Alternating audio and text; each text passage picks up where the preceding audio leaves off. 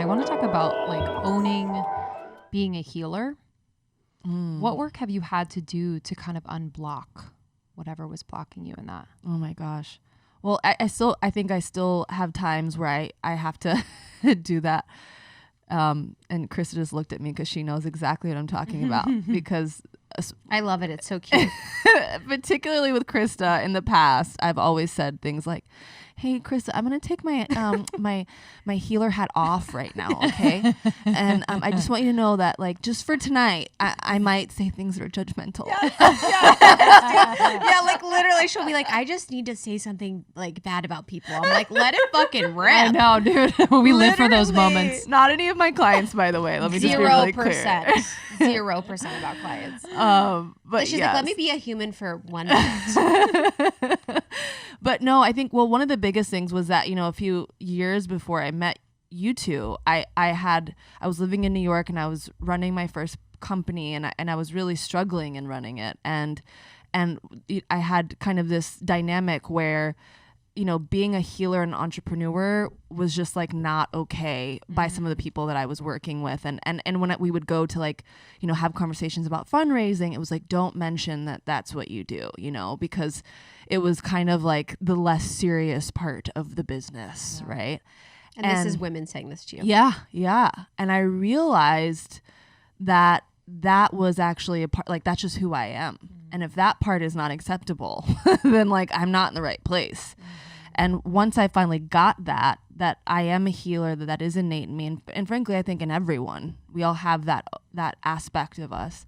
The more that I can own that, then actually the more powerful I become, the more serious people take me. And so I think for me, especially with some of this having gotten very mystical, very weird, strange, quote unquote, things have happened as a healer and as a practitioner, I had to really own the fact that is a part of my story. And maybe not everybody gets to hear all the, you know, extremely miraculous things that happen, but that I get to kind of still own that energy and hold that space wherever I go. And also, I hope, be someone who is approachable and warm and one to be taken seriously, but also have like that kind of like other mysterious side at the same time. So I don't know if that answers your question. Let's see. Yeah, no, it does. It definitely does. And I just feel like, yeah, I relate, just like even stepping into podcasting and just, you know, I spent so much time kind of looking outside of me, and I'm sure you've maybe looked to other people to show you how to be in this healing space. And really, like, it there's just so much dissonance there because obviously you are not them, they are not you. And it's once I shifted to like be what you like, to be what I am looking for, because what I was looking for was never what other people were doing, really, because it was coming from me specifically. So it's like, it's kind of shifting that. I don't know if that's kind of like faking it till you make it energy, but like I just really felt like, okay, I need to be what I'm looking for, like kind of shift that energy from outward to more of like an 100. Inward and embodiment. 100%, because I definitely, especially in the beginning of kind of making this shift, I wasn't seeing really anybody who looked like me, especially. And I knew that my perspective on spirituality and wellness was like not only not being represented, but just like there weren't very many reference points in general.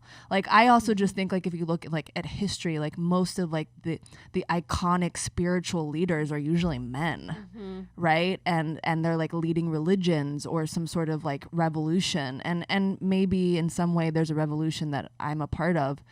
But it was like, well, I don't even really see like that many female icons who like are also like American and like people of color and young and like still, you know, judgmental at times, right? At least they don't show you that part on the news. So like I just realized that like I had to kind of create this new vision of what I thought I could be, because I really like I didn't have any reference points for that. Yeah, I think not in a similar sense, we didn't either for podcasting. It was like, how do we make money? How do we make a business? How do we do this stuff? But it's kind of nice because you can like, it is a good feeling to be like, oh, part of my purpose is blazing this trail. And when you're successful in it, it's fun. But when you're like, it's a path that isn't for you, it's not as fun. But it was interesting when you were talking about the healing piece and, you know, stepping into being a healer. In Law of One, it talks a lot about healers and healing, and really the understanding that like you are the catalyst to your own healing, and it's the self-healer movement.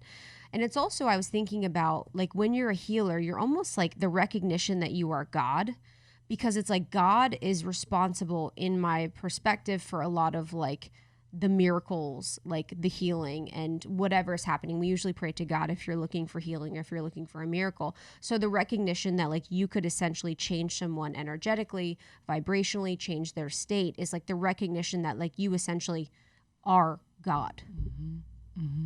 Have you felt that? Yeah, and it's an interesting line, because I think what I've learned really since that first time that I was on this show with you guys is, you know, now it's been literally thousands of people that I've done sessions with in private or in groups. And I think the thing that I realized was that, yes, my presence alone can completely shift someone's reality. That is true. And like, and then realizing that about myself, I realized, well, then that must be true about every other person. And that when I finally, so I realized that first part, my presence alone is that impactful, especially when I come into deep presence, right?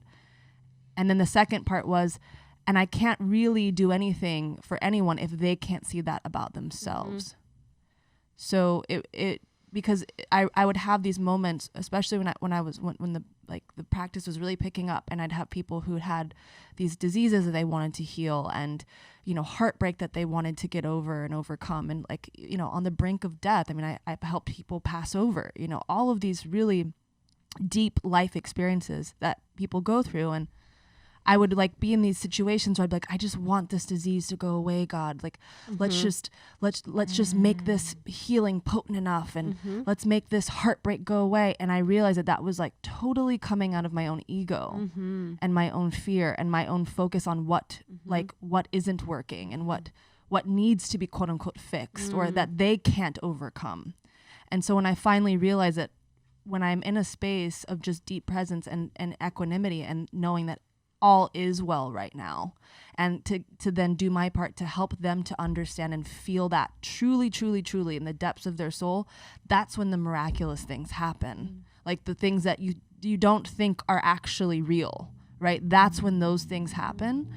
And so I think that's the really interesting balance of like knowing that it isn't really me that is doing any of the work, and yet my presence alone at the same time can also shift someone's life, and the same is to be said about every single person.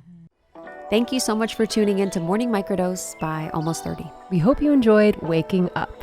As always, we encourage you to take what resonates and leave the rest. If you enjoyed this trip, tune into the full episode on the Almost 30 podcast. All episode information can be found in the show notes. Make sure to subscribe, and if this becomes a part of your morning routine, be sure to share it with a friend. We have new inspiring doses Monday through Friday. Follow us on Instagram at Morning Microdose, and follow Almost 30 at Almost 30 Podcast. Thanks for listening. We'll see you in the vortex.